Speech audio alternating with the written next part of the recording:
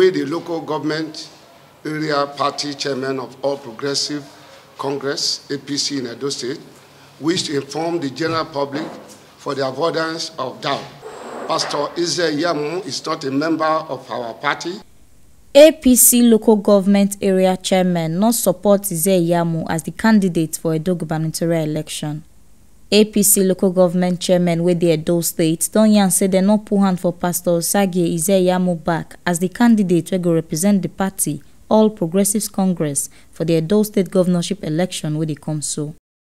The chairman talk say Pastor Ize Yamu not be member of the party for the state as he first come out for APC for 2014, go contest governorship election under the People's Democratic Party PDP for 2016. Some of the chairmen wey sign this statement na Honorable Henry Ashofo for Akoko Edo, Comrade Odion Lai for Ego, Mr. Mike Anakanso for Esa Central, Honorable Ogbejele Idoge for Esa Northeast, Honorable Monday Oso for Esa Southeast, Mr. Eike Onaburelale for Esa West, Honorable Zakari Ozizi for Esako Central, Sir Sunday Adoja for Esako East, Mrs. Ezolo Merabiat for Esako West, and Honorable Sylvia Odia for Igweben.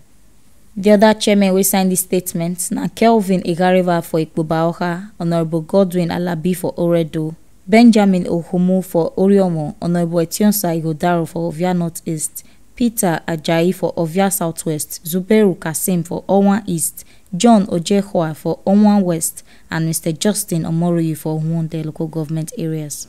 The chairman talk say them want make Edo people know say them not get hand for the tori wey dey fly say Edo State chapter of All Progressives Congress don't choose Pastor Osagie Ize Yamu as the candidate for Edo State governorship election.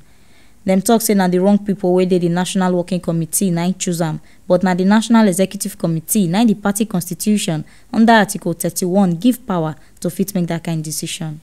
The 18 local government area chairman yarn say Pastor Osagie Ize Yamu just joined Edo People's Movement (EPM), wey Comrade Adams Oshomole arrange to take scatter APC for Edo State.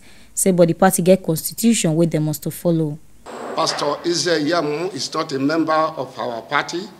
He led his followers out of All Progressive Congress in 2014 and even contested the governorship election on the platform of People's Democratic Party in 2016 election, which he lost. The purported waiver granted to him by the National Working Committee of the party is extra-valid, null and void, and Article 31 of our party constitution confers that power of the National Executive Committee of the party beside the conditions for waiver prescribed by the party constitution have not been met. The truth is that Pastor Osagie Ize Yamu recently joined Edo's People Movement, EPM, which is a group organized by Comrade Adam Oshomole to destabilize APC in Edo State. Them come back President Muhammadu Buhari making call Comrade Adams Oshomole to order on top the katakata weighing the cost for the party. Them talk say they stand gidigba for Governor Godwin Obaseki back to continue to be governor for another term and say them go show this support for the party primaries where they waka come on the 22nd of June 2020. The party has a constitution and the constitution makes provision on how things are done, including registration of a new member. We call on President Muhammadu Buhari to call Comrade Adams Oshomole to order because Article 21 of the Constitution of our party tells us that the factionalization or creating parallel organ of any level, at any level within the party, as Comrade Oshomole has done in Edo State, is an offense against the party.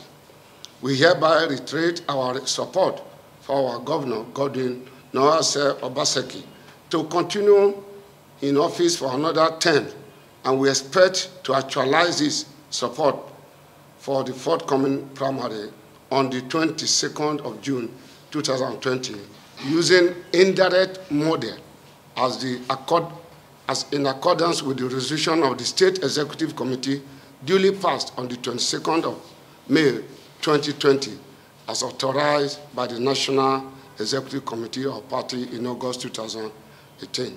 This one are the ogbonge informate we dey carry come give on top inside Edo today.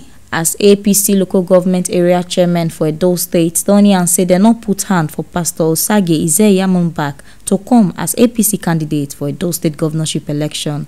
Coronavirus disease na yamayama disease wey never get cure, and we go fit protect ourselves if we always dey wash our hands, use sanitizers, wear our face mask, take cover our nose and our mouth, and if we always dey practice social distancing. Make una sabi say na T-Live Media na im carry dis ogbonge informate come give una.